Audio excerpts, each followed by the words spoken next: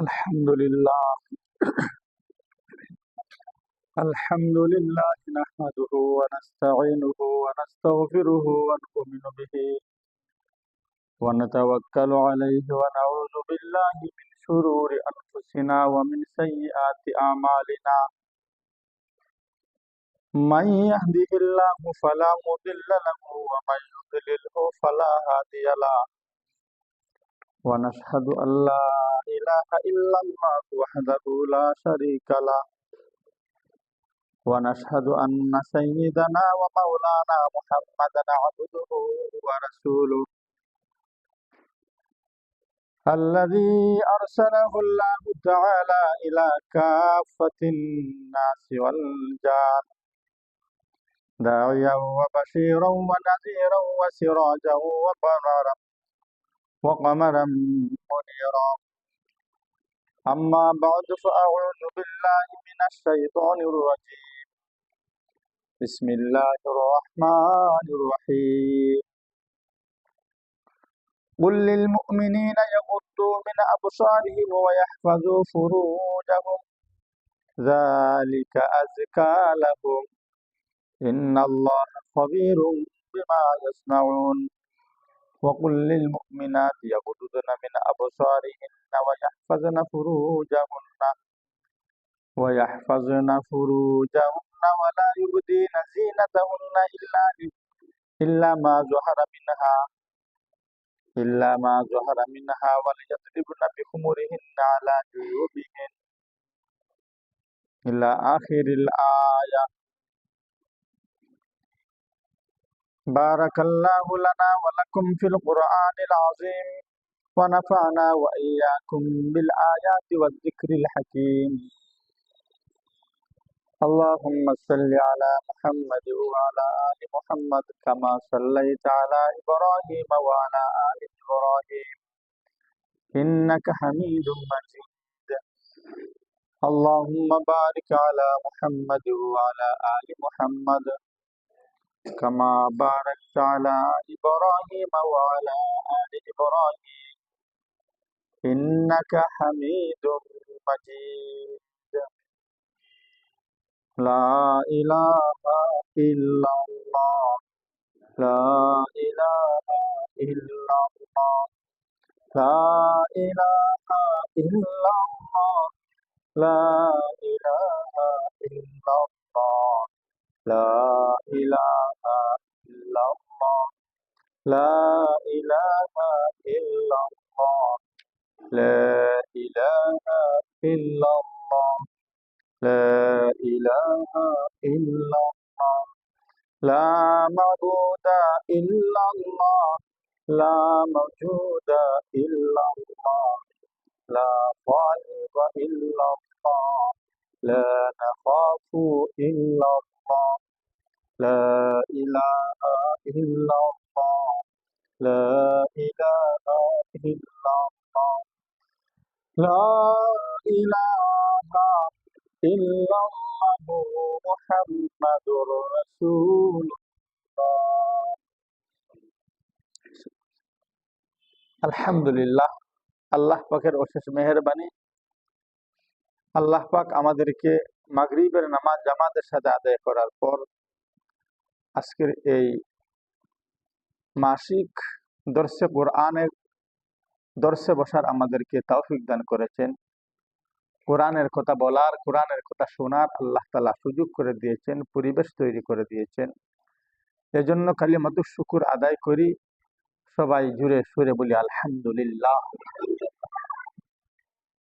কোরআনের দর্শে বসা, কোরআনের স্পর্শে আসা, কোরআন শ্রবণ করা, কোরআনের আলোচনা শোনা, আমল করা, এটা অনেক বড় সৌভাগ্যের বিষয়। কোরআন আল্লাহ পাক দিয়েছেন মানব জাতির হেদায়েতের জন্য। আল্লাহ পাক যুগে যুগেই নবী এবং রাসূলগণকে প্রেরণ করে আসমানি গ্রন্থ দিয়েছেন। নবী রাসূলগণ আল্লাহর এই নাজিলকৃত কিতাবের দ্বারা মানব জাতিকে হেদায়েতের দিকে আহ্বান করেছেন।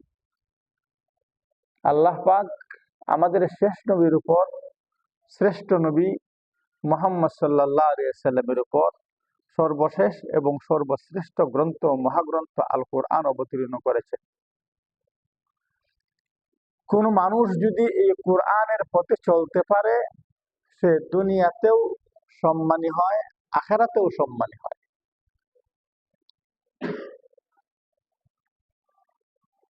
আমরা মাসে একবার এই দর্সের আয়োজনে বসি। এটা আমাদের এই ইয়াং ছেলেদের একটা অবদান, এটা ইতিপূর্বে ছিল না। আল্লাহ পাক তাদের অন্তরের মধ্যে কোরআনের খেদমত এর আকর্ষণ তৈরি করে দিয়েছে। এটা আমাদের জন্য অনেক বড় একটি পাওনা, অনেক বড় একটি অর্জন।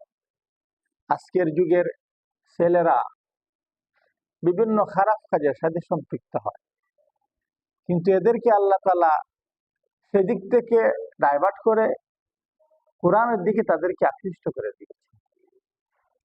আমরা যারা এই পাড়ার বাসিন্দা যারা আছি, ছোট বড় সবাই, তাদেরকে সহযোগিতা করাটাই হলো আমাদের কাজ। তারা উদ্যোগ নিয়েছে কোরআনের দাওয়াত মানুষের কাছে পৌঁছে দেওয়ার জন্য। এটা আমাদের দায়িত্ব। আল্লাহ পাক নবীকে বলেছেন, বাল্লিগ মা উনজিলা ইলাইক, হে নবী, আপনার কাছে আমি যা প্রেরণ করেছি তা মানব জাতির কাছে পৌঁছিয়ে দিন। নবী দুনিয়া ছেড়ে চলে গেছেন, নবী আর আসবেন না। নবীর আনিত কোরআন রেখে গেছে। কোরআন বুঝানেওয়ালার লোক কিয়ামত পর্যন্ত এভাবে থাকবে, নবীর ওয়ারিসে। তাদের থেকে কোরআন শোনা, কোরআন শোনার ব্যবস্থা করা, কোরআনের মতো জীবন গঠন করা, এটা আমাদের দায়িত্ব। আমরা চাইলেই কি এখন গিয়ে মাদ্রাসায় ভর্তি হলে কোরআনের ব্যাখ্যা আমরা শিখতে পারবো না? সবার পক্ষে সম্ভব না। যারা এখনো ছোট, এদের পক্ষে, এদের মা বাবা যদি চেষ্টা করেন সম্ভব। কিন্তু যারা বয়স্ক হয়ে গেছি, তাদের দ্বারা তো আর মাদ্রাসায় গিয়ে কোরআন পড়া, কোরআন বোঝা এই সুযোগ নেই। তাই কোরআন এই যে মাহফিল গুলা, ওয়াজ মাহফিল হয়, তাফসীর মাহফিল হয়, দর্শে কোরআন হয়, শুক্রবারে মসজিদের মিম্বরে বসে কোরআন থেকে আলোচনা করা হয়, এগুলো আমাদের কোরআন শেখার একটা সুবর্ণ সুযোগ। এই সময়টাকেও যদি আমরা কাজে লাগাই, দেখবেন অনেক কিছু আমরা জানতে পারবো। এই আজকের এই যে দর্শে কোরআনের যারা আয়োজন করেন, তারা আজকে কিন্তু আমাকে একটা বিষয় ধার্য করে দিয়েছে। তা আমি চাইলেও অন্য বিষয় আলোচনা করতে পারবো না, বা এটা করবো না। কিন্তু তাদের একটা চাহিদা, তাদের সিলেক্ট করে দেওয়া একটা বিষয় যে কুদৃষ্টি থেকে বেঁচে থাকা, নজরের হেফাজত, চোখের হেফাজত, হারাম সম্পর্কের খারাপ অশুভ পরিণতি সম্পর্কে, অর্থাৎ যুব সমাজকে একটু সচেতন করা, এটাই তাদের উদ্দেশ্য। এই হিসাবে আমি পবিত্র কোরআনের সূরাত নূরের 30 এবং 31 নং আয়াত তেলাওয়াত করেছি। এই আয়াতের মধ্যে আল্লাহ পাক রব্বুল আলামিন এর বিষয়টা সুস্পষ্টভাবে বর্ণনা করে দিয়েছে। আমরা যারা মুসলমান, আমাদের ইসলামের মূল স্তম্ভ হলো 5টি: কালিমা, নামাজ, রোজা, হজ, যাকাত। কিন্তু ইসলাম এর মধ্যে সীমাবদ্ধ নয়। ইসলাম একটি কমপ্লিট জীবন ব্যবস্থা। আল্লাহ পাক বলেছেন, আল ইয়াউমা আকমালতু লাকুম দীনাকুম ওয়া আতমামতু আলাইকুম নি'মাতি ওয়া রাদিতু লাকুমুল ইসলাম দীনা। আমি ইসলাম ধর্মকে পরিপূর্ণ করে দিয়েছি, সর্বদিক থেকে পরিপূর্ণ, কোনো দিক থেকে অপূর্ণ নেই। আমাদের জীবন চলার যতটা দিক আছে, জীবনের যতটা স্তর আছে, মানুষের যতটা শ্রেণী আছে, মানুষ যে কাজেই করুক, যে পেশাই থাকুক, সকল ক্ষেত্রেই ইসলামের একটা দিক নির্দেশনা, ইসলামী অনুশাসন আছে। এগুলা মেনে চলার নামই হলো প্রকৃত ইমানদারি এবং প্রকৃত মুসলমানের পরিচয়, প্রকৃত দিনদারি। আমরা অনেক সময় 5 ওয়াক্ত নামাজ পড়ি, নিজেকে অনেক বড় দিনদার মনে করি। আলহামদুলিল্লাহ, 5 ওয়াক্ত নামাজই তো সবাই পড়তে পারে না। এই হিসেবে আমরা মন্দের ভালো, কিন্তু একেবারে ভালো হয়ে গেছি তা তো বলা যাবে না। কোরআনের একটা আয়াত মানলাম আর একটা আয়াত মানলাম না, তো আমি কমপ্লিট ইমানদার হতে পারলাম না। এই কোরআনের মধ্যে শুধুমাত্র আল্লাহ তাআলা নামাজের বিধানই তো দেননি, রোজা, হজ, যাকাত বিধানের মধ্যে তো কোরআন সীমাবদ্ধ নয়। কোরআনের মধ্যে হালালের বিধান আছে, হারামের বিধান আছে, পাক নাপাকের কথা আছে, বৈধ অবৈধের কথা আছে, অনেক বিষয় আছে। ইসলামের সমস্ত বিধান মেনে চলার নামই হইল দিনদারি। দিনদার আমি তখনই হতে পারবো যখন আমি পরিপূর্ণ দিনের পরিপূর্ণ বিধান মেনে চলতে পারবো। এই জন্য জানতে হবে কোরআনে আল্লাহ তাআলা কি কি বলেছেন। যদি না জানি, আমি যদি না বুঝি, তাহলে আমল করবো কিভাবে? আমল করার জন্য তো আগে জানা শর্ত। এই জন্য তো নবীজি বলেছেন, তলাবুল ইলমি ফারিদাতুন আলা কুল্লি মুসলিম, প্রত্যেক মুসলমানের উপর দ্বীন শিক্ষা করা ফরজে আইন, তার ব্যক্তি জীবন চালানোর জন্য। আমি একজন মুসলমান, আমি কিভাবে নামাজ পড়বো, রোজা রাখবো, হজ করব, যাকাত দিব, আমি ব্যবসা করব, আমি চাকরি করব, আমি যে কাজ করি, এই কাজে ইসলামের নির্দেশনা কি, নিজে চলার জন্য, নিজে ইসলামের উপর চলার জন্য এতটুকু জানা প্রত্যেক মুসলমান নরনারীর জন্য ফরজে আইন। নামাজ যেভাবে ফরজ, এতটুকু দিন শিক্ষা করো প্রত্যেক মুসলমানের উপর ফরজ। নামাজ পড়তে গেলে কোরআনের কিছু অংশ পড়তে হয়, সূরা ফাতিহা পড়তে হয়, সূরা ফাতিহার সাথে আরো কিছু আয়াত বা ছোট সূরা পড়তে হয়, নয়তো নামাজ হবে না। আমরা যদি নামাজ পড়তে হয় তো সূরা জানতে হবে, শিখতে হবে। নামাজের মধ্যে ফরজ আছে, নামাজের মধ্যে ওয়াজিব আছে, হজে গেলে হজের বিধিবিধান আছে, যাকাতের মাসলা মাসাইল আছে, রোজার মাসলা মাসাইল আছে, ব্যবসার মাসলা মাসাইল আছে। এই সবগুলা আমি আমার ইসলামের উপর চলার জন্য যতটুকু প্রয়োজন অতটুকু জানা ফরজ। কিন্তু এই ফরজ তো আমরা সবাই জানি না। এই জানার জন্য এই আয়োজন, জানানো, এর উপর আমল করা, এর জন্যই এই আয়োজন। আজকে বিশেষ একটা যে বিষয়টা দেওয়া হয়েছে, আজকে এটাকে মানুষ অপরাধী মনে করে না। কুদৃষ্টি, মানে হারাম জিনিসের দিকে দৃষ্টিপাত করা, আল্লাহ নিষিদ্ধ জিনিসের দিকে দৃষ্টিপাত করা। বিশেষ করে এখানে যে জিনিসটা বলা হয়েছে, এটা হলো পরনারীর দিকে চোখ তুলে তাকানো, পরপুরুষের দিকে চোখ তুলে তাকানো। নারীরা পরপুরুষকে দেখা আর পুরুষরা পরনারীকে দেখা, এটা সম্পূর্ণ হারাম। এটা এই চোখ যারা নিয়ন্ত্রণ করতে পারে না, এরা কখনো ঈমানের স্বাদ গ্রহণ করতে পারে না। আজকে এবাদতে মন লাগে না, দিনের পথে চলতে আগ্রহী হয় না মন, এবাদতে স্বাদ পাই না, অন্তরাত্মারে পবিত্র করতে পারতেছি না। নামাজ রোজা যদিও আদায় করছি, আমার থেকে হিংসা দূর হচ্ছে না, আমার থেকে পরনিন্দা দূর হচ্ছে না, আমার থেকে মানুষের ভালো ব্যবহার যেটা পাওয়ার কথা ছিল এটা পাচ্ছে না।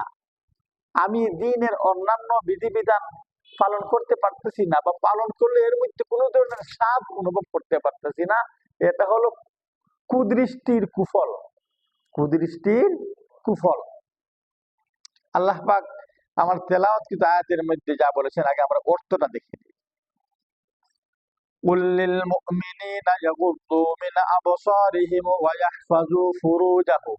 হে নবী, আপনি মুমিন বান্দাদেরকে বলে দিন, ইয়াগুদ্দু মিন আবসারিহিম, তারা যেন তাদের চোখের দৃষ্টির শক্তি অবনত রাখে, নিচের দিকে রাখে, কোন পরনারীর দিকে যেন তারা না তাকায়। এটা কে নিষেধ করেছেন? আল্লাহ নিষেধ করেছেন। তো এটা নিষিদ্ধ কাজ। তাহলে আল্লাহর নিষিদ্ধ কাজকে যদি আমরা না মানি, এটা থেকে বেঁচে না থাকি, তাহলে তো অবশ্যই গুনাহ হবে। এটা সুস্পষ্ট কোরআনের ঘোষণা। এরপরে বলতেন ওয়াইয়াহফাজু ফুরুজাহুম ওয়াইয়াহফাজু ফুরুজাহুম যালিকা আযকা লাহুম ওয়াইয়াহফাজু ফুরুজাহুম, এবং তারা যেন তাদের সতীত্বের হেফাজত করে, চোখের হেফাজত করে এবং সতীত্বের হেফাজত করে। যালিকা আযকা লাহুম, এটা তাদের জন্য অধিকতর পবিত্রতার কারণ। তারা যদি চক্ষুকে হেফাজত করতে পারে, নিজের সতীত্বকে হেফাজত করতে পারে, তাহলে নিজের লজ্জাস্থানের হেফাজতের দ্বারা সে অধিক পবিত্র হয়ে যাবে। তার বাহ্যিক দিক পবিত্র হবে, তার আধ্যাত্মিক দিক, তার আভ্যন্তরিক দিক, অন্তরাত্মা কি হবে? পবিত্র হবে। ইন্নাল্লাহা খাবীরুম বিমা তা'মালুন, আল্লাহ বলেন তোমরা যা কিছু করো সব কিছু আল্লাহ জানে। বিমা ইয়াসনাউন, ইন্নাল্লাহা খাবীরুম বিমা ইয়াসনাউন, তোমরা যা করো সব কিছু আল্লাহ তাআলা জানেন। আল্লাহর অগোচরে কিছুই হয় না। এটা গেল মুমিন পুরুষদের জন্য।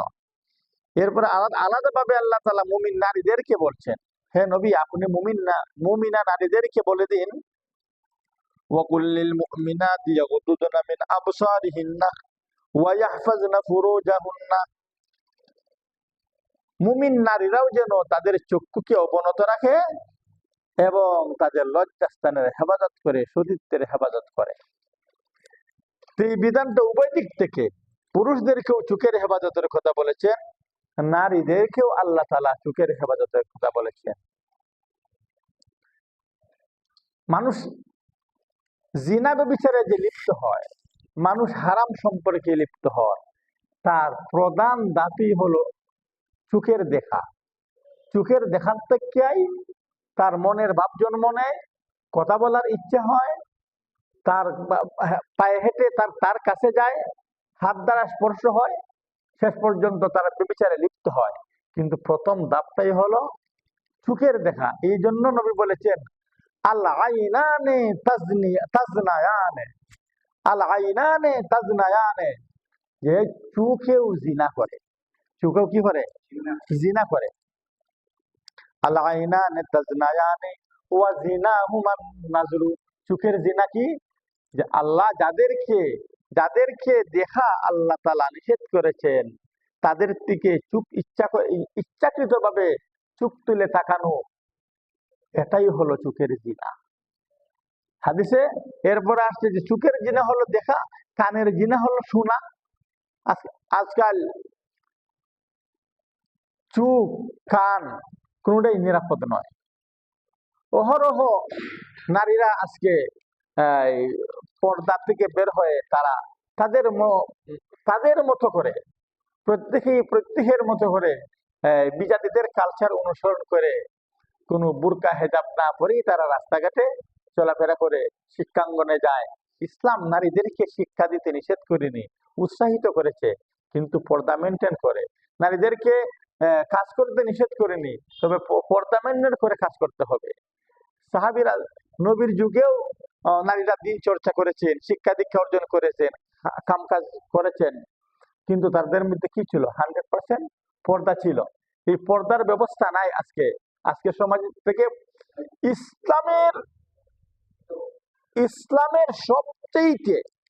ইসলামের মধ্যে সবচাইতে যে বিধানটা বেশি অবহেলিত হয়েছে এবং বহু আগ থেকে অবহেলিত হয়ে আসছে, এটা হলো পর্দার বিধান। আপনি 100% নামাজি ফ্যামিলি পাইবেন, পরিবারের সবাই নামাজ পড়ে, কিন্তু দেখবেন পর্দা 50%ও নাই। আপনি 100% আপনি দিনদার দেখবেন, অন্য সব সাইড তার ঠিক আছে, নামাজ রোজা হজ যাকাত সব কিছুই ঠিক আছে, প্রতিদিনই করে কোরআন তেলাওয়াত হয়, কিন্তু এগুলো পর্দা নেই। কারো দেখা যায় ঘরের ভিতর বাহিরে পর্দা আছে, কিন্তু ঘরের ভিতরে পর্দা নেই। ঘরের ভিতরে চোখের নারীরও চোখের হেফাজত নেই, পুরুষেরও চোখের হেফাজত নেই। এটা কিভাবে? আমি বিয়ে করেছি, আমার আমার ওয়াইফ তো আমার ভাই দেখতে পারে না, আমি তো আমার ভাবিকে, আমার ভাই বউদেরকে আমি দেখতে পারি, এটা তো নিষিদ্ধ। আমার ভাবি, আমার ছোট ভাই বউ, এরা যখন তাদের বাবার বাড়িতে যায়, অথবা তারা তাদের প্রতিষ্ঠানে কর্মক্ষেত্রে যায়, অথবা শিক্ষাঙ্গনে যায়, অথবা চিকিৎসায় যায়, অথবা মার্কেটেই যায়, ঘর থেকে বের হয় যে কোনো কাজে, তখন বুরকা হেজাব পরিধান করে বের হয়। কিন্তু ঘরের ভিতরে তারা এক ভাইয়ের বউ আরেক ভাই দেখছে, এক ভাইয়ের বউ আরেক ভাইয়ের সামনে যাচ্ছে, এটা যে অপরাধ, এটা যে গুনাহের কাজ আজকের সমাজে কয়জন অনুভব করে? অথচ পরিষ্কার হারাম। এমন আল্লাহ তাআলা এই বিধান, যাতে পর্দা লঙ্ঘন না হয়, আল্লাহ তাআলা কঠিন বিধান দিয়েছেন। ইয়া আইয়ুহাল্লাযীনা আমানু লা তাদখুলু বুয়ুতান গায়রা বুয়ুতিকুম হাত্তা তাস্তানিসু ওয়া তুসাল্লিমু আলা আহলিহা যালিকুম খায়রুল লাকুম লাআল্লাকুম তাত্তাকুন। ইয়া আইয়ুহাল্লাযীনা আমানু, হে ঈমানদারেরা, লা তাদখুলু বুয়ুতান গায়রা বুয়ুতিকুম, ভালোভাবে শুনেন, সাবধান, তোমরা একজন আরেকজনের ঘরে প্রবেশ করবে না, হাত্তা তাস্তানিসু ওয়া তুসাল্লিমু আলা আহলিহা, তার পারমিশন না নিয়ে, সালাম না দিয়ে। আপনি আপনার ভাইয়ের ঘরে যাবেন, চাচার ঘরে যাবেন, এমনকি নিজের ঘরের ভিতরেও এক রুম থেকে, আপনার রুম থেকে আপনার মায়ের রুমে যাবেন, আপনার বোনের রুমে যাবেন, মায়ের সাথে বোনের সাথে তো পর্দা নেই, পর্দা আছে? মার সাথে আপন বোনের সাথে তো পর্দা নেই, কিন্তু তাদের রুমের গেলেও অন্ততপক্ষে আপনি যাইতেছেন, তারা অবগত হতো যে আমার ছেলে আসতেছে। মেয়ে বুঝতো আমার বাবা আমার রুমে আসতেছেন, অন্তত একটু ডাক দিয়ে যান, একটু আওয়াজ করে যান। কেন? আপনি তো অনাকাঙ্ক্ষিত কোনো ঘটনা ঘটতে পারে, হয়তো গরমের দিন সার শরীরে যেভাবে কাপড় থাকার কথা ছিল কাপড় নেই, আপন ভাই বোনের রুমে ঢুকে গেলেন, তাহলে তো সে উভয়ে লজ্জিত হবেন। আপনি আপনার ভাবির ঘরে যাবেন, কোনো প্রয়োজনে যাইতেই পারেন, বলেন আমি আসতেছি, তুমি ওর পর্দা হেজাব করে নেবে, আপনি গেলেন, নিজের ঘরে তো যেতেই হবে, কথা বলতে হবে, একজন আরেকজনকে সহযোগিতা করবে, সবকিছু ঠিক থাকবে, কিন্তু পর্দার ভিতর থেকে। এখানে কত কঠিন বিধান দিয়েছেন, সাবধান, একজন আরেকজনের ঘরে যাবে না, হাত্তা তাস্তানিসু ওয়া তুসাল্লিমু আলা আহলিহা, যতক্ষণ না সালাম দিবা, যতক্ষণ না পারমিশন না দিবা। যালিকুম খায়রুল লাকুম লাআল্লাকুম তাযাক্কারুন, এটাই তোমাদের জন্য মঙ্গলজনক, যে তোমরা নসিহত গ্রহণ করো, এটাই তোমাদের জন্য মঙ্গলজনক। এর মধ্যে আজকে সমাজে এমন হয় না, দেবরের সাথে বিয়ে হয়ে গেছে বাবির, হয়নি, এর ক্ষেত্র থেকে শুরু হয়, নজর থেকে শুরু হয়, দেখা থেকে শুরু হয়, দেখা থেকে কথা বলা থেকে এরপরে ধাপে ধাপে এটা এগিয়ে যায়। আজকে সমাজে অহরহ ঘটনা ঘটছে, এ ধরনের ঘটনা ঘটছে। এই জন্য আল্লাহ তাআলা কোরআনে বিধান করে দিয়েছেন, এই বিধানগুলো মানলে সংসার সুন্দর হয়, সমাজ সুন্দর হয়। কিন্তু এই যে এই বিধানটা বহু আগ থেকেই এটা অবহেলিত হয়ে আসছে আমাদের মুসলমানদের কাছে। এটাকে আমরা পর্দা যে একটা ফরজ বিধান, এটা আমাদের যেমন মনেই হয় না। আমার জীবন থেকে যদি আমি বলি, আমি আমার ফ্যামিলিতে একমাত্র আমি আলিম একমাত্র আমার ফ্যামিলিতে। আমার আরো 4 ভাই আছে, তারা আলিম না, একজন পরে পড়েছে, এরপরে আরো 2 ক্লাস বাকি আছে, টাইটেল পাস করতে পারেনি। আমি বিয়ে করার পর তারা আমার বউকে দেখবেন, কিন্তু আমি তো কোরআন মানতে হয়, আমি আমার বাবা নেই, আম্মাকে বললাম এইভাবে তাকে রাখতে হবে, এইভাবে চালাতে হবে। আমার আম্মা আলহামদুলিল্লাহ অনেক দিনদার, কিন্তু দেখা যায় পরে আমার একজন ভুক্তিপতি মাত্র, এবং আমার যে ভাইয়েরা, এরা অনেকেই কেউ বুঝে কেউ না বুঝে, রাগ বসা সংসারের মধ্যে একটু ঝামেলা তৈরি হয়ে গেল, যে না এক মায়ের গর্ভে ঘুমিয়ে আসলাম, কিন্তু ভাবি আমাদের সামনে আসবে না। তারা কথাটা বলতো না, কারণ তাদের এটা জানা ছিল। আমার বোন জামাই বহুদিন পর্যন্ত আমার বাড়িতেই যায়নি, কেন? শালার বউ আমার সামনে আসে। এটা দেখেন দিনের কত বড় গুরুত্বপূর্ণ একটা ফরজ বিধান। এই ফরজ বিধান আজকে আমাদের কাছে অবহেলিত। মনে হয় এটা নিয়ে আরো বিদ্রুপ করা হচ্ছে। যাই হোক, আলহামদুলিল্লাহ পরে তারা আল্লাহ তাআলা বুঝ দিয়েছে। আলহামদুলিল্লাহ পরে তো সংসার জীবন সুন্দরী, এখনো তো সুন্দরই চলে। কিন্তু আপনি, কারণ আপনার ঘরের মেয়েরা, নবীজি বলেছেন যাদের ঘরের মেয়েরা কোথায় গেল, কোথায় থেকে আসলো, কে ঘরে আসলো, কে ঘর থেকে বের হলো, অর্থাৎ নিজের ঘরের মেয়েদেরকে পর্দায় রাখে না, তাদেরকে কোরআনের বা হাদিসের নবী দায়ুস বলেছেন, দায়ুস। অর্থাৎ এবং কঠিন শব্দ বলেছেন যে দায়ুস যারা, তারা জান্নাত প্রবেশ করবে না। নাউজুবিল্লাহ বলি। দায়ুস যারা নিজের সংসারের মেয়েদেরকে, নিজের অধীনস্থ মেয়েদেরকে পর্দা বসিদার মতো রাখে না, পর্দা লঙ্ঘন যারা করে তাদেরকে দায়ুস বলে। দেখেন, ইসলামের একটা ফরজ বিধান এই পর্দা, এটা মেনটেন করার জন্য আল্লাহ তাআলা বলেছেন সাবধান, তোমরা একজন যখন আরেকজনের ঘরে যাবে তখন তার পারমিশন দিবে, বাহির থেকে তাকে সালাম দিবে। এমনকি বলা হয়েছে ফাইল্লাম তাজিদু ফি আহাদান ফালা তাদখুলুহা হাত্তা ইউযানা লাকুম। কঠিন কথা। ফাইল্লাম তাজিদু ফিহা, আপনি গেলেন, আপনি থাকেন এক বাড়িতে, আপনার ভাই আরেক বাড়িতে, অথবা অন্য আপনার কোনো বন্ধুর বাড়িতে গেলেন, অন্য কোনো আত্মীয় বা অনাত্মীয় কেউ কারো বাড়িতে গেলেন। ফাইল্লাম তাজিদু ফি আহাদান ফালা তাদখুলুহা হাত্তা ইউযানা লাকুম। এখানে গিয়া কাউকে আপনি পাইলেন না, আপনি বাহিরে দাঁড়িয়ে থাকতে হবে, বাহিরে দাঁড়িয়ে থাকতে হবে। ফালা তাদখুলুহা, আল্লাহ বলে সাবধান, প্রবেশ করবে না। বাহির থেকে ডাক দেও, সালাম দেও, দেখো জবাব আসে কিনা। হাত্তা ইউযানা লাকুম, যখন তোমাকে বলা হবে আসো, তখন তুমি ঘরে ঢুকবে। এরপর আরো কঠিন কথা, ওয়াইন কিলা লাকুম ইরজিউ ফারজিউ আজকা লাকুম, যদি বলা হয় না তুমি এখন চলে যাও, তোমার এখন ঘরে আসা তোমার অনুমতি নাই, আল্লাহ বলেন ফাইন কিলা লাকুম ইরজিউ ফারজিউ, যদি বলা হয় তুমি এখন চলে যাও, তুমি চলে যাও, তুমি ঘরে প্রবেশ করবে না।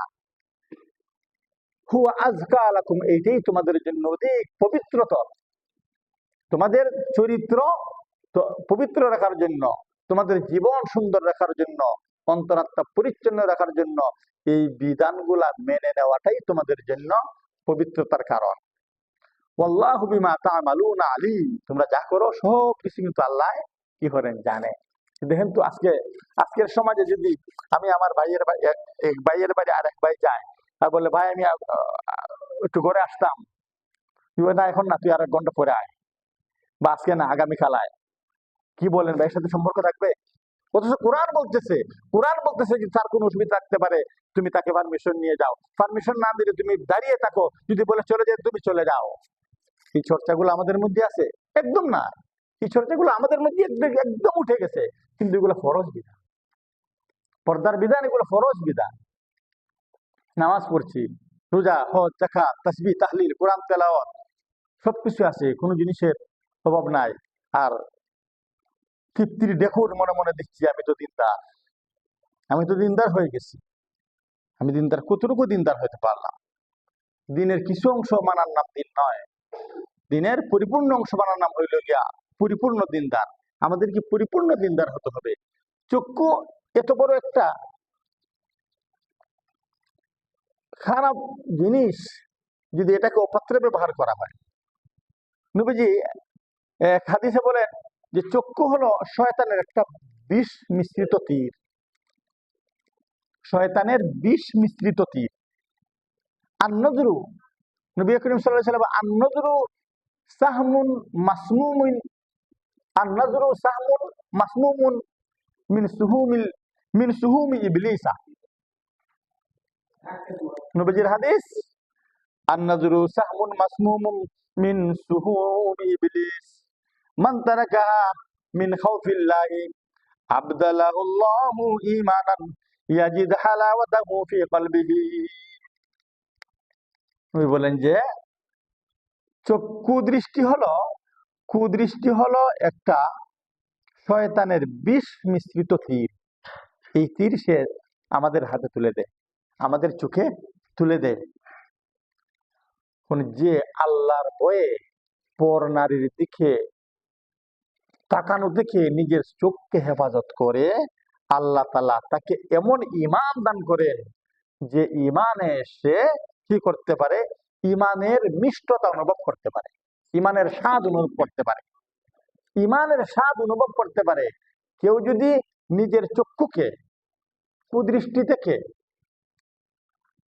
বেগানা মহিলা থেকে, মহিলাদেরকে বেগানা পুরুষ থেকে যদি নিজের চোখকে হেফাজত করতে পারে, আল্লাহ আল্লাহ রাসূল বলেন, মান তারাকাহা মিন খাউফিল্লাহ, যে আল্লাহর ভয়ে কুদৃষ্টি থেকে হেফাজত করবে, আবদালাহুল্লাহু ঈমানান, আল্লাহ তাআলা তার ঈমানটাকে এমন ঈমানে পরিণত করে দিবেন, ইয়াজিদ হালাওয়াতাহু ফি কলবিহি, সে তার কলবের মধ্যে ঈমানের স্বাদ অনুভব করতে থাকবে।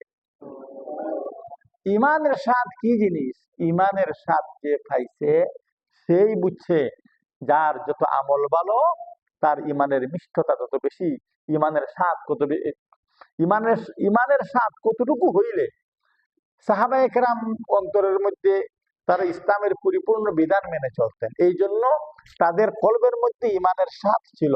এই জন্য জিহাদের ময়দানে এক হাত কাটা পড়ে গেছে, আর এক হাত দিয়ে তীর ধরেছেন, আর এক হাত কাটা পড়েছে, মুখ দিয়ে দাঁত দিয়ে কামড় দিয়ে তীর পতাকা ধরে রেখেছেন।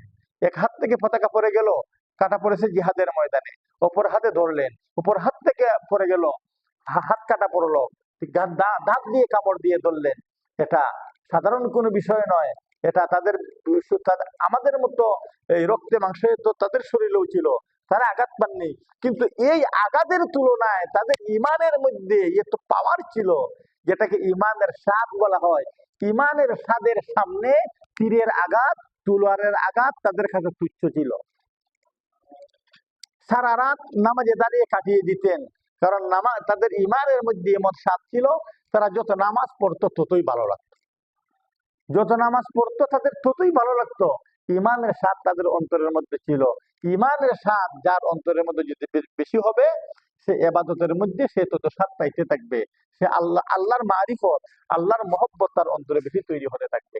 আজকে আমাদের আমল করি, যেমন নামাজে আসি, যেমন কষ্ট হয়, নামাজ পড়তে কষ্ট হয় কেন? নামাজ তো কষ্টের বিধান, নামাজ তো কষ্টের বিষয় নয়, নামাজ তো স্বাদের বিষয়। নামাজ যত লম্বা হবে তত বেশি স্বাদ হবে। নামাজ মসজিদে যত বেশি সময় নামাজ পড়বো স্বাদ লাগার কথা, বাসায় নামাজ পড়বো স্বাদ লাগার কথা, কোরআন তেলাওয়াত যত বেশি করবো বেশি মজা লাগার কথা। কিন্তু কোরআন তেলাওয়াত একটু সময় করার পর আর ভালো লাগে না, কোরআন তেলাওয়াত করতে মন চায় না। নামাজ 2 রাকাত পড়ে তাড়াতাড়ি মসজিদ থেকে বের হয়ে চলে যেতে হয়। ইচ্ছে করে নামাজে দাঁড়াইলাম, তো ফরজ নামাজে কোন সময় খালি শেষ হবে, 2 মিনিট আজকে বেশি লাগছে, একটা মানে এই যে একটা অশান্তি, ইবাদতের মধ্যে অশান্তি কেন হয়? ঈমানের স্বাদ আমাদের অন্তরের মধ্যে এখনো তৈরি হয়নি।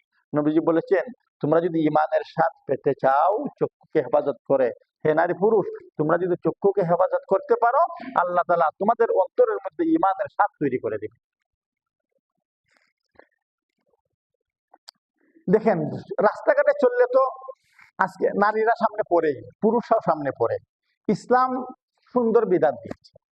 আলী রাদিয়াল্লাহু তাআলা আনহুকে রাসূল পাক সাল্লাল্লাহু আলাইহি ওয়াসাল্লাম সম্বোধন করে বলেছিলেন, হে আলী, ইয়া আলীয়ু লা তুদবি'ন নাজরাতান নাজরাতা ফাইন্না লাকাল উলা ওয়া লাইসাত লাকাল আখিরা। হে আলী, প্রথম দৃষ্টি তোমাকে মাফ করে দেওয়া হলো। পরনারীর দিকে রাস্তায় হাঁটতে গিয়ে দৃষ্টি পড়ে গেল, কারণ সে বেপর্দা বের হয়েছে, আমি হাঁটতেছি, আমার সামনে সে পড়ে গেল।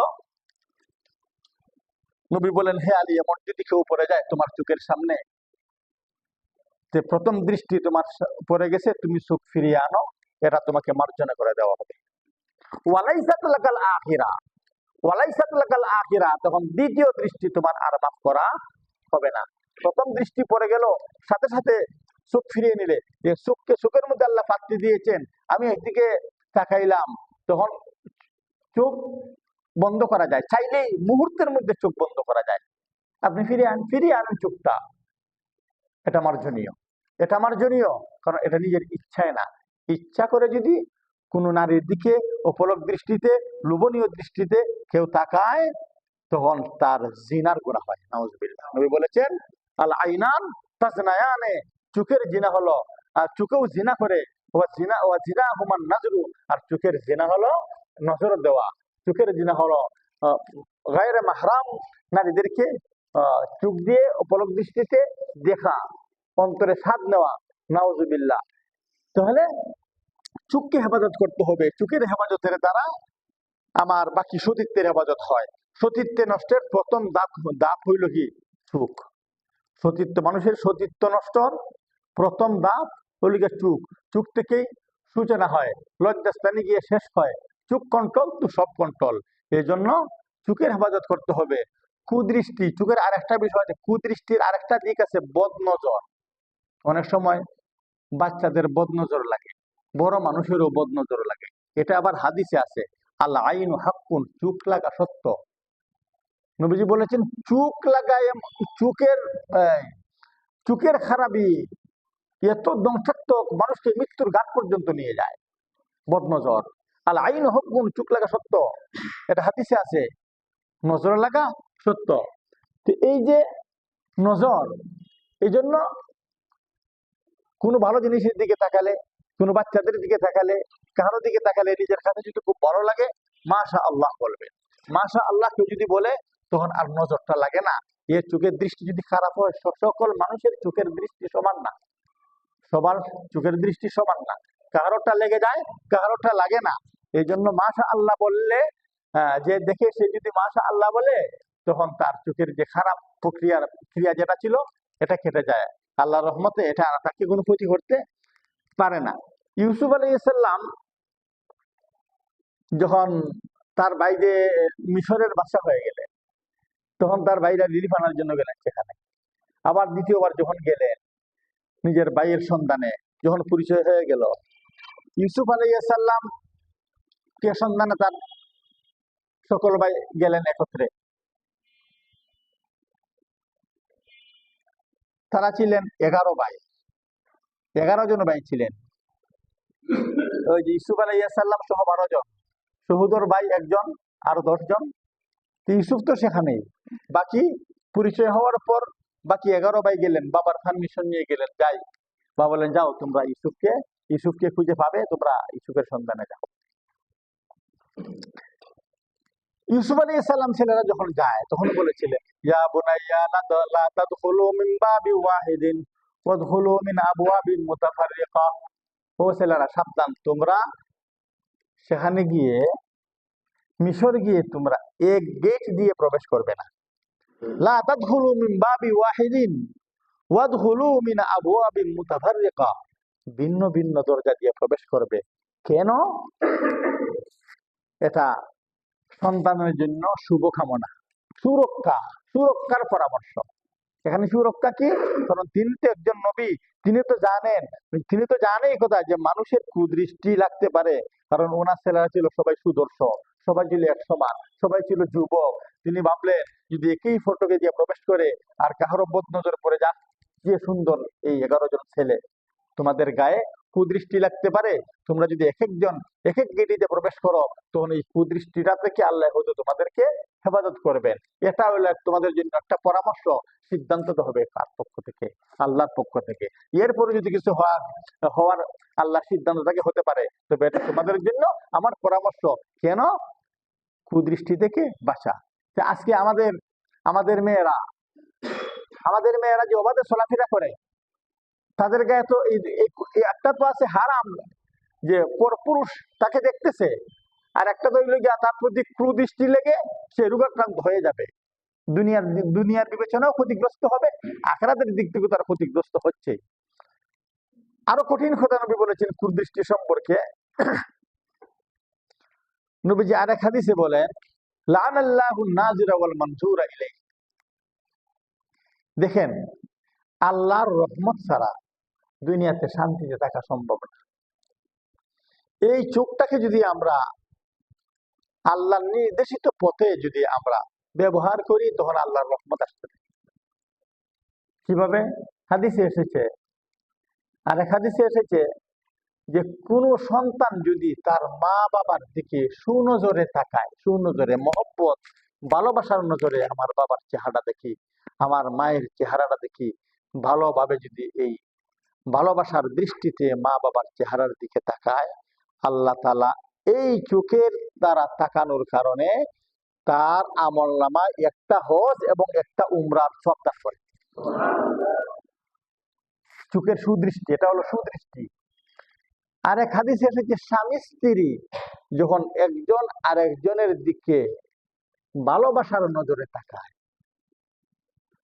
একজন আরেকজনের দিকে ভালোবাসার নজরে তাকায়, যতক্ষণ একজন আরেকজনের দিকে স্বামী স্ত্রী ভালোবাসার নজরে তাকায় ততক্ষণ পর্যন্ত আল্লাহর পক্ষ থেকে উভয়ের উপর রহমত নাজিল হতে থাকে।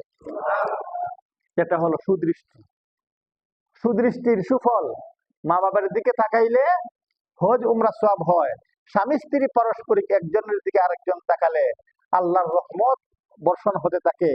আর অপর হাদিসে বলেছেন, কিন্তু যদি এই সুদৃষ্টি না হয়ে এটা কুদৃষ্টি হয়, পরপুরুষ পরনারীর দিকে তাকায়, পরনারী পরপুরুষের দিকে তাকায়, নবী বলেন লাআনাল্লাহু নাজিরা ওয়াল মানজুরা ইলাইহি, যে তাকালো তার উপরও আল্লাহ লানত, আর যার দিকে তাকালো সে বেপরদা হয়ে বের হলো বিদায়ী তো সে তাকানোর সুযোগ পেয়েছে, তার উপরও আল্লাহ লানত। লাআনাল্লাহু নাজিরা ওয়াল মানজুরা ইলাইহি, যে তাকালো যার দিকে তাকালো উভয়ের উপর আল্লাহ লানত, আল্লাহর অভিশাপ বর্ষিত হতে থাকে। আচ্ছা দেখুন তো, যা চোখের হেফাজত না করলে আল্লাহর গজব নাজিল হতে থাকে, লানত বর্ষণ হতে থাকে, আল্লাহর পক্ষ থেকে অভিশাপ আসতে থাকে। আর যে চোখের হেফাজত করে নেই তাহলে আল্লাহর পক্ষ থেকে রহমত, বরকত। আর নবীজি হাদিসে বলেছেন যে চোখ হলো, কুদৃষ্টি হলো শয়তানের তীর সমূহের একটা তীর, এবং শুধু সাধারণ তীর না, এটা বিষ মিশ্রিত তীর। বিষ মিশ্রিত তীর, সাহমুন মাসমুমুন, বিষ মিশ্রিত তীর, মিন সুহুমি ইবলিস মান তারাকাহা মিন খাউফিল্লাহ। আল্লাহর ভয়ে যদি তার চক্ষুকে হেফাজত করে, আল্লাহ তাআলা তার ঈমানের মধ্যে হালাওয়াত মানে মিষ্টান্নতা তৈরি করে দিবেন, ঈমানের স্বাদ তার অন্তরে তৈরি করে দিবেন। এই জন্য চোখের আমাদের কি করতে হবে? হেফাজত করতে হবে। এই চোখের হেফাজত না করলে মানুষ হারাম সম্পর্কে লিপ্ত হয়। আর হারাম সম্পর্কে যখন লিপ্ত হয় তখন সে, আজকে দেখা যায় একটা ছেলেরে তার মা বাবা বা একটা মেয়েরে মা বাবা লেখাপড়া করে 16, 18, 20 বছর পর্যন্ত লেখাপড়া করালো, কিন্তু হারাম ভাবে রিলেশন করে একজন তারা সংসার করে ফেললো। এমনটা হয় না? বুঝাই সেখান থেকে আনা যায় না। এরপর দেখা যায় তার জীবন তো তছনছ, জীবন শেষ। এভাবে যারা এই পথে যারা গেছে, খোঁজ নিয়ে দেখবেন শতকরা 1999 জনই ধ্বংসের পথে, অশান্তির আগুনে ধাউ ধাউ করে চলে। কারণ তার সূচনাটাই হয়েছিল হারামের দ্বারা, তার সূচনাই হয়েছিল হারামের দ্বারা। একটা তো সে যতদিন তার সাথে কথা বলেছে, যতদিন তার দিকে তাকিয়েছে, যতদিন তার সাথে সম্পর্ক রেখেছিল, আল্লাহর পক্ষ থেকে তার উপর লানত বর্ষিত হতেছিল। আবার যখন এখন মা বাবার অবাধ্য, কারণ মা বাবার অবাধ্য, এখন মা বাবাকে যদি সে খুশি না করতে পারে তাহলে তো তার জীবন আরো ধ্বংস। আর কারণ সে যদি মা বাবাকে কোনোভাবে খুশি করে নিতে পারে তো আলহামদুলিল্লাহ। কিন্তু বিগত জীবন যেটা হয়েছে, এই জন্য আল্লাহর কাছে কি করতে হবে? তৌবা করতে হবে। কেউ যদি ভুল পথে চলে যায়, তৌবার দরজা আল্লাহর কাছে খোলা, তৌবার দরজা আল্লাহর কাছে খোলা। হয়তো সে কেউ এমনটা করেছে, অথবা এই পথে বর্তমান আছে, অথবা ছিল, এদের জন্য কি করা? তৌবা করা। আল্লাহ, আমি সেখান থেকে ফিরে আসলাম। নবী হাদিসে বলেছেন, আত-তাইবু আনিজ যামবি কামান লা যামবা লাহু। কেউ যদি কোনো অপরাধ থেকে তওবা করে ফিরে আসে, আল্লাহ তাআলা তার গুনাহ এমন ভাবে মাফ করে দেন সে যেন জীবনে কোনো গুনাহই করেনি। একটা আছে না যে একজন মানুষ মনে করেন একটা অপরাধের কারণে জেল খাটছে, ধর্ষণের মামলায় জেল খাটছে 14 বছর, ধর্ষণের মামলায় 14 বছর জেল খাটছে, জেল খাইতে আসলো, তার সাজা শেষ, বের হয়ে আসছে, এখন মুক্ত বাতাসে ঘুরে। কিন্তু এ যে এই সাজা খাটতে আইছে, এই অপরাধী ছিল, তার ব্যাড রেকর্ড আছে না নাই? আছে। যতদিন ফাইল থাকবে, যদি বন্যায় না নেয়, আগুনে না পুরায়, তখন এই ফাইলটা তার থাকবে। অমুক ব্যক্তি ধর্ষণের মামলায় এতদিন জেল খেটে মুক্তি পেয়েছে, কিন্তু এই ব্যাড রেকর্ডটা তার রইল। আল্লাহ নবী বলে, দুনিয়ার বিচার হওয়ার পরও, শাস্তি দেওয়ার পরও ব্যাড রেকর্ড নামক একটা ফাইল তার থাকে। আমি আল্লাহ এত দয়ালু। নবী বলেন, আল্লাহ এত দয়ালু, কোন মানুষ যদি কোনো যত বড় অপরাধী করুক না কেন, সে যদি আল্লাহর কাছে তওবা করে মাফ চেয়ে নেয়, আল্লাহ তাআলা তাকে এমন ভাবে মাফ করে দেন, আল্লাহর অফিসে কোন ধরনের বেড রেকর্ড আর থাকে না। আল্লাহ সেখান থেকে আমাদেরকে তওবা করে ফিরে আসতে হবে, নয়তো ভবিষ্যৎ জীবন কি হবে? অন্ধকার হবে। আল্লাহ পাক রব্বুল আলামিন এই যে কোরআন আমাদেরকে দিয়েছেন, এই কোরআনের অনুযায়ী যদি আমরা জীবন গঠন করতে পারি, তখনই আমাদের জীবন সুন্দর হবে। আর কোরআন অনুযায়ী জীবন গঠন না করতে পারলেই আমাদের অশান্তি। যতই আমরা শান্তির স্লোগান দিই, শান্তি চাই, শান্তি চাই, শান্তি চাই, আপনি পরিবার বলেন, সমাজ বলেন, রাষ্ট্র বলেন, যেখানেই বলেন, আপনার চাকরি বলেন, ব্যবসা বলেন, যা বলেন, সবকিছুর মধ্যে কোরআনের অনুশাসন যখন আমরা মেনে চলবো, তখনই আল্লাহ তাআলা আমাদের শান্তি, নিরাপত্তা এবং সুন্দর জীবন দান করবেন। এই যে আয়োজন, আল্লাহ তাআলা কবুল করুন। আর আমরা প্রতি মাসেই, আজকে যেভাবে বসেছি, আমরা চেষ্টা করব প্রতি মাসেই আমরা লোক সংখ্যা বাড়ানো। আজকে যারা আইছি, আগামী মাসে আমরা দাওয়াত দিয়ে অন্যদেরকে নিয়ে আসবো। আচ্ছা আচ্ছা, বলেন তো কি আজকে যে আপনারা কিছু আলোচনা শুনলেন, অনেক কিছু জানা হয়েছে না? অনেক গুরুত্বপূর্ণ বিষয় জানা হয়েছে না? এই কোরআনটা একটা মেডিসিনের মতো, একটা মেডিসিনের মতো। মেডিসিন মানুষে, আমরা যে ওষুধ খাই, ডাক্তারে যে ওষুধ দেয়, আমরা ভিটামিন দেয়, সবগুলো তো আর বুঝি না কোনটা কোন কাজ করে। ডাক্তারে দিয়ে আমরা খাইতে থাকি, রোগ যায়, স্বাস্থ্য ভালো হয়। খাবার খায়, কত প্রকারের খাবার খায়। এখন সকালে বলেন যদি গত শুক্রবারে রাত্রে কি দেখাইছিলেন, এর আগে শুক্রবারে রাত্রে কি দেখাইছেন, কে মনে আছে?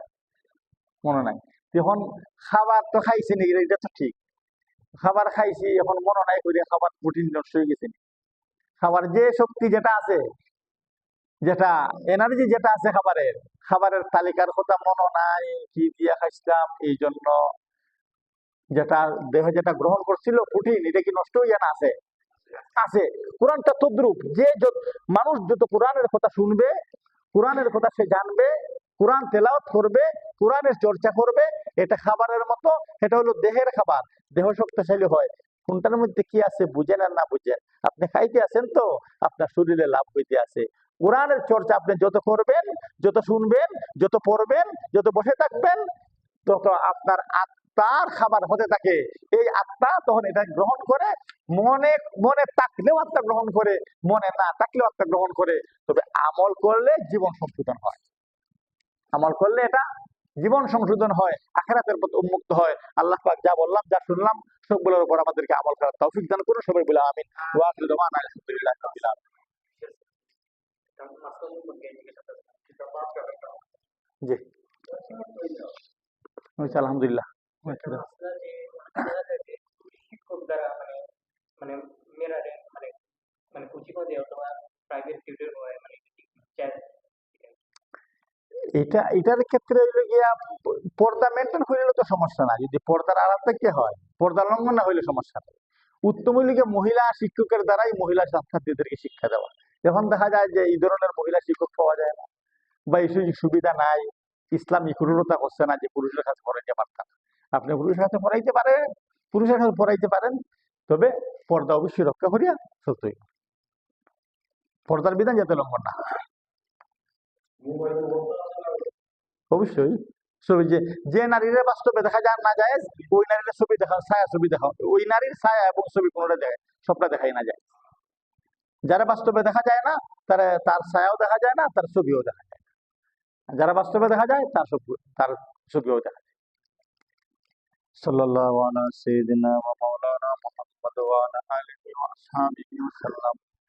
সাল্লাল্লাহু আলা সাইয়্যিদিনা ওয়া মাওলানা মুহাম্মদ ওয়া আলা আলিহি ওয়া আসহাবিহি ওয়া সাল্লাম। আস্তাগফিরুল্লাহ রাব্বি মিন কুল্লি যামবি ওয়া আতুবু ইলাইহি। লা হাওলা ওয়া লা কুওয়াতা ইল্লা বিল্লাহিল আলিয়্যিল আযীম। আস্তাগফিরুল্লাহ, ইন্নাল্লাহা গফুরুর রাহিম। আস্তাগফিরুল্লাহ, ইন্নাল্লাহা গফুরুর রাহিম।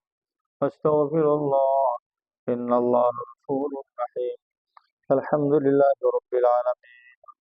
والصلاة والسلام على رسوله الكريم وعلى آله وأصحابه أجمعين.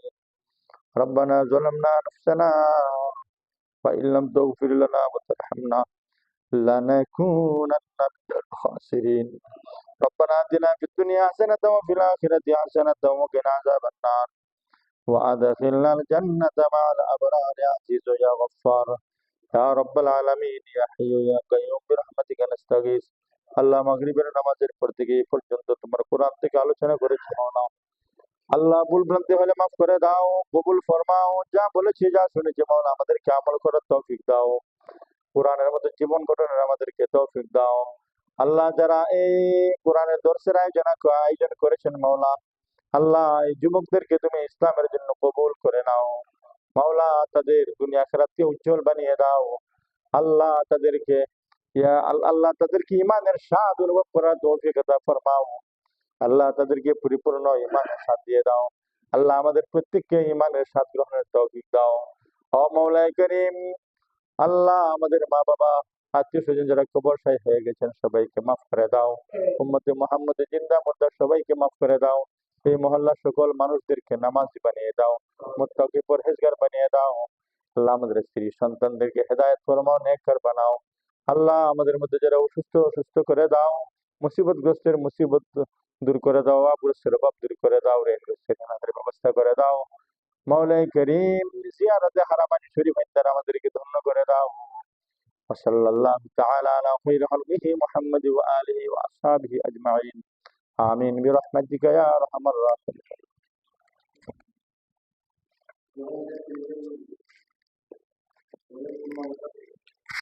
سبحان الله وبحمده سبحان